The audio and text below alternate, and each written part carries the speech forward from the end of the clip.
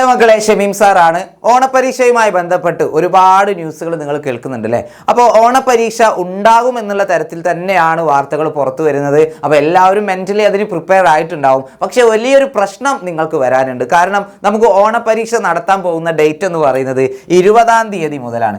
20, 21, 22, 25, 26, 27 ദിവസങ്ങളിലായിട്ടാണ് നമ്മുടെ ഓണപരീക്ഷ വരുന്നത്. ഇത് നമ്മുടെ വിദ്യാഭ്യാസ കലണ്ടർ ആട്ടോ. ഓൾറെഡി നിങ്ങൾ എല്ലാവരും കണ്ടിട്ടുണ്ടാവും.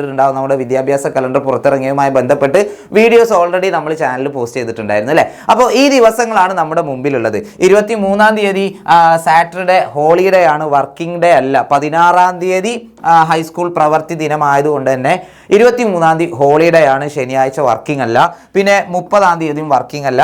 28-ാം തീയതി അയ്യങ്കാളി ജയന്തി എന്ന് പറയുന്ന ഒരു അവധി വരുന്നുണ്ട്. ഓക്കെ, അപ്പോൾ നമ്മുടെ മുൻപിൽ ആകെയുള്ള ദിവസങ്ങൾ എന്ന് പറയുന്ന മക്കൾ ഇതാ ഇത്രയേ ഉള്ളൂ.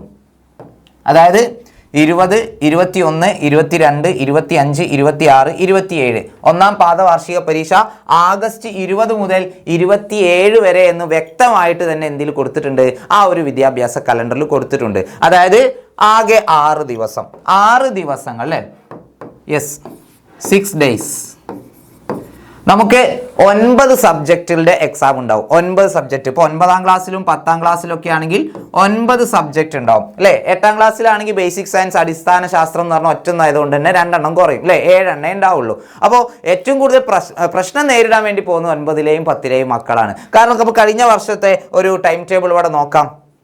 എല്ലാ ദിവസവും അല്ലേ? 3/9/24 തുടങ്ങിയിട്ട് 12/9/2024 എക്സാം കഴിഞ്ഞത്. കഴിഞ്ഞ വർഷം വളരെ ലാവിഷ് ആയിട്ടാണ് കുട്ടികൾ എക്സാം ചെയ്തത്. കാരണം ഒരു ദിവസം ഒരൊറ്റ എക്സാമേ ഉണ്ടായിരുന്നുള്ളൂ. ഇപ്പോൾ 8-ാം ക്ലാസ്സിന്റെ കേസ് നോക്കൂ. 3-ാം തീയതി 1-ാം ഭാഷ പേപ്പർ 1, 4-ാം തീയതി ഇംഗ്ലീഷ്, 5-ാം തീയതി ഹിന്ദി, അതുപോലെ 6-ാം തീയതി എക്സാമേ ഇല്ല.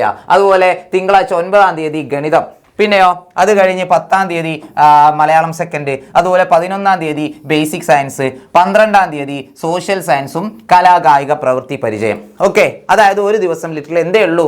ഒരു എക്സാമേ ഉണ്ടായിരുന്നുള്ളൂ. 2 എക്സാം വന്നിരുന്നു. ആർക്കും അറിയോ? നമ്മുടെ 10-ാം ക്ലാസ്സുകാർക്ക്. അതായത് ചൊവ്വാഴ്ച, അതായത് 3-ാം തീയതി ഇംഗ്ലീഷ്, അതുപോലെ 4-ാം തീയതി മാത്സ്, 5-ാം തീയതി മലയാളം ഫസ്റ്റ്, അതുപോലെ മലയാളം സെക്കൻഡ് 6-ാം തീയതി വന്നു, സോഷ്യൽ സയൻസ് 9-ാം തീയതി വന്നു, ഫിസിക്സ് 10-ാം തീയതി വന്നു, കെമിസ്ട്രിയും ബയോളജിയും ഒരു ദിവസം വന്നു. 11-ാം തീയതി കെമിസ്ട്രിയും ബയോളജിയും ഒരു ദിവസം, ഏറ്റവും അവസാനം ഹിന്ദി. ഓക്കെ, ഇങ്ങനെ എന്താ പറയുക, വളരെ വളരെ ലാവിഷായിട്ട് അല്ലെങ്കിൽ വളരെ സമാധാനത്തോട് കൂടിയിട്ടാണ് കഴിഞ്ഞ വർഷത്തെ എക്സാം നടന്നത്. നമുക്ക് നോക്കാം എത്ര ദിവസം ഉണ്ടായിരുന്നു. 1, 2, 3, 4, 5, 6, 7, 8 ദിവസങ്ങളിലായിട്ടാണ് എന്ത് നടന്നത്? കഴിഞ്ഞ വർഷത്തെ ഓണപരീക്ഷ നടന്നത്. IT എന്ത് ഉണ്ടാവാറില്ല? 1-ാം പാദവാർഷികത്തിന് ഉണ്ടാവാറില്ല അല്ലേ? പാദവാർഷിക മൂല്യീകരണത്തിൽ IT ഉണ്ടാവാറില്ല. അതുകൊണ്ട് തന്നെ നമുക്ക് 9 സബ്ജക്റ്റ് ആണുള്ളത്. 9 സബ്ജക്റ്റ് നമ്മുടെ മുമ്പിലുള്ളതോ വെറും 6 ദിവസങ്ങൾ. അതുകൊണ്ട് തന്നെ എന്ത് സംഭവിക്കും മക്കളെ? 6 ദിവസം ഇതിൽ ഒരു സബ്ജക്റ്റ് ഇവിടെ നടത്തി, 2, 3, 4, 5, 6 സബ്ജക്റ്റ് നടത്തി കഴിഞ്ഞാലും 3 സബ്ജക്റ്റ് ബാക്കിയാണ്. അപ്പോൾ തീർച്ചയായിട്ടും 7, 8, 9 സബ്ജക്റ്റുകൾ നമുക്ക് ഒരു പരീക്ഷ നടക്കുന്ന അതേ ദിവസം തന്നെ നടത്തേണ്ടി വരും. അതായത് 3 ദിവസം എന്തിനു വേണ്ടി വരും? 3 ദിവസം 2 പരീക്ഷ ഉണ്ടാവും. 3 ദിവസം 2 പരീക്ഷ ഉണ്ടാവും. നിങ്ങൾക്ക് ഭാഗ്യം ഉണ്ടെങ്കിൽ അത് ലാംഗ്വേജും ഏതെങ്കിലും സയൻസ് സബ്ജക്റ്റ് അങ്ങനെ ആവാം അല്ലേ? ഫിസിക്സ് കെമിസ്ട്രി അല്ലെങ്കിൽ ബയോളജി കെമിസ്ട്രി ഒരു ദിവസം, സോഷ്യൽ മലയാളം സെക്കൻഡ്, അതുപോലെ മാത്സ് ഇംഗ്ലീഷ്, അങ്ങനെ എന്ത് ചെയ്യും? മാത്സ് ഇംഗ്ലീഷ് വരില്ല, മാത്സും അതുപോലെ തന്നെ ഹിന്ദി, അങ്ങനെയൊക്കെ എന്ത് ചെയ്യാം? ചിലപ്പോൾ ഒരു കോംബോ ആയിട്ട് വരാം. നിങ്ങൾക്ക് ഭാഗ്യം ഉണ്ടെങ്കിൽ. ഇനി നേരെ തിരിച്ചാണ്. ഇപ്പോൾ മാത്സും സോഷ്യലൊക്കെ ഒരേ ദിവസം വന്നു കഴിഞ്ഞാൽ പെട്ട് തന്നെ പറയാം അല്ലേ? ഓക്കെ, എന്തായാലും 3 ദിവസം എന്നുണ്ടാവും, 2 എക്സാം ഉണ്ടാവും. അതാണ് നമ്മുടെ ഈ ഒരു വിദ്യാഭ്യാസ കലണ്ടറിൽ നമുക്ക് മനസ്സിലാവുന്നത്. കാരണം ആകെ 1, 2, 3, 4, 5, 6 വർക്കിംഗ് ഡേയ്സേ ഉള്ളൂ പരീക്ഷ നടത്താൻ. പിന്നെ ഈ 29-ാം തീയതി അല്ലേ? 29-ാം തീയതി ചെറിയൊരു പ്രശ്നമുണ്ട്. 29-ാം തീയതിയാണ് എന്ത് ചെയ്യുന്നത്? നമ്മുടെ സ്കൂൾ അടക്കുന്നത്. നമുക്ക് സാധാരണ പരീക്ഷ ടൈം ടേബിൾ പുറത്ത് വിടുന്ന സമയത്ത് പറയാറുണ്ട് അല്ലേ? ഏതെങ്കിലും ദിവസം, ഇപ്പോൾ 20-ാം തീയതിയോ 21-ാം തീയതിയോ ഒക്കെ ആയിട്ട് അവധി പ്രഖ്യാപിക്കുകയാണെങ്കിൽ അന്നേ ദിവസത്തെ പരീക്ഷ ഒരു ദിവസം നടത്തുന്നതാണ്. അങ്ങനെ വരാൻ സാധ്യതയുള്ള ഒരു ദിവസമാണ് 29-ാം തീയതി. പിന്നെ ഈ ഓണാഘോഷമൊക്കെ 29-ാം തീയതി ആയിരിക്കും. 29-ാം തീയതി സ്കൂൾ പൂട്ടി കഴിഞ്ഞാൽ പിന്നെ നമുക്ക് ഓണമൊക്കെ കഴിഞ്ഞ് 4-ാം ഓണം കഴിഞ്ഞിട്ട് എന്ത് ചെയ്യുള്ളൂ? സ്കൂൾ തുറക്കുള്ളൂ. അപ്പോൾ ഇത് റിസർവ്ഡ് ഡേറ്റ് ആയിരിക്കും. 29-ാം തീയതി എന്തുണ്ടാവില്ല? ടൈം ടേബിളിൽ ഒരു എക്സാം ഉണ്ടാവില്ല. ഓക്കെ, അത് പകരം എന്തിനു വേണ്ടിയിട്ടാണ് 29-ാം തീയതി?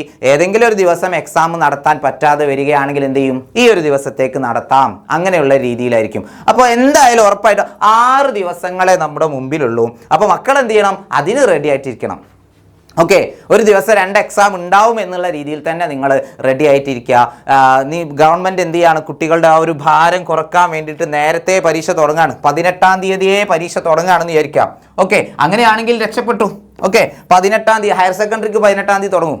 പ്ലസ് 1 പ്ലസ് 2കാർക്ക് 18-ാം തീയതി എക്സാം തുടങ്ങുന്ന പറയുന്നത്. അപ്പോൾ ഹൈസ്കൂളിലും അതുപോലെ തന്നെ UP-യിലൊക്കെ ഇതേപോലെ 18-ാം തീയതി തുടങ്ങുകയാണെങ്കിൽ ഹാപ്പിയായി നമുക്ക് 8 ദിവസം കിട്ടും അല്ലേ? 8 ദിവസം ആകുമ്പോൾ ഒരു ദിവസം ഒരു എക്സാമേ ഉണ്ടാവുള്ളൂ. അങ്ങനെ ആവട്ടെ, അങ്ങനെ ഒരു തീരുമാനം വരട്ടെ എന്ന് നമുക്ക് പ്രാർത്ഥിക്കാം. ഇനി എങ്ങനെ തന്നെ ആയാലും മക്കളെ നന്നായിട്ട് പഠിച്ചെങ്കിലേ എന്ത് ചെയ്യാൻ പറ്റുള്ളൂ? പരീക്ഷയ്ക്ക് നല്ല മാർക്ക് കിട്ടുള്ളൂ. അതിന് പരീക്ഷയുടെ തലേ ദിവസം പഠിച്ചിട്ട് ഒരു കാര്യമില്ല. നേരത്തെ പഠിച്ചു തുടങ്ങണം. നേരത്തെ പഠിക്കാനാണ് നമുക്ക് എന്തുള്ളത് മക്കളെ? നമ്മുടെ ബാച്ചുകളുള്ളത്. എല്ലാ ബാച്ചിലും 6ാം ക്ലാസ് മുതലുള്ള ബാച്ചുകളിലൊക്കെ നമ്മൾ ക്ലാസ്സുകൾ തുടങ്ങി കഴിഞ്ഞിട്ടുണ്ട്. 1ഉം 2ഉം ചാപ്റ്റേഴ്സ് തീർത്ത് കഴിഞ്ഞിട്ടുണ്ട്. അപ്പോൾ തീർച്ചയായിട്ടും ഇനിയും ലേറ്റ് ആയി കഴിഞ്ഞാൽ ഇതേപോലുള്ള ടൈം ടേബിളൊക്കെ വന്നു കഴിഞ്ഞാൽ നിങ്ങൾ പെടും, പണി പാളും. ഓക്കെ, അതുകൊണ്ട് എല്ലാവരും എന്ത് ചെയ്യുക? എത്രയും പെട്ടെന്ന് തന്നെ താഴെ കാണുന്ന നമ്പറിൽ കോൺടാക്ട് ചെയ്യുക, നമ്മുടെ ബാച്ചിൽ ജോയിൻ ചെയ്യുക. നമുക്ക് ലൈവായിട്ട് തന്നെ പഠിക്കടാ അല്ലേ? നമുക്ക് നമ്മുടെ ഓണപരീക്ഷയുടെ തലേ ദിവസങ്ങളിലൊക്കെയുള്ള മാരത്തോണുകളൊക്കെ ഇല്ലേ, അതേപോലെ നല്ല എനർജറ്റിക് ആയിട്ട് നമുക്ക് ലൈവായിട്ട് പഠിക്കാം. PDF ക്ലാസ് നോട്ടുകൾ അവൈലബിൾ ആയിരിക്കും, വർക്ക്ഷീറ്റ് ഉണ്ടാവും, അതുപോലെ മോഡൽ എക്സാംസ് ഉണ്ടാവും. ഓക്കെ, അപ്പോൾ എങ്ങനെയുള്ള എല്ലാ കാര്യങ്ങളും എല്ലാ ഫീച്ചേഴ്സും നമ്മുടെ ബാച്ചിൽ അവൈലബിൾ ആണ്. അപ്പോൾ മാക്സിമം ഫ്രണ്ട്സിലേക്ക് ഈ വീഡിയോ എന്ത് ചെയ്യുക? ഷെയർ ചെയ്ത് കൊടുക്കുക.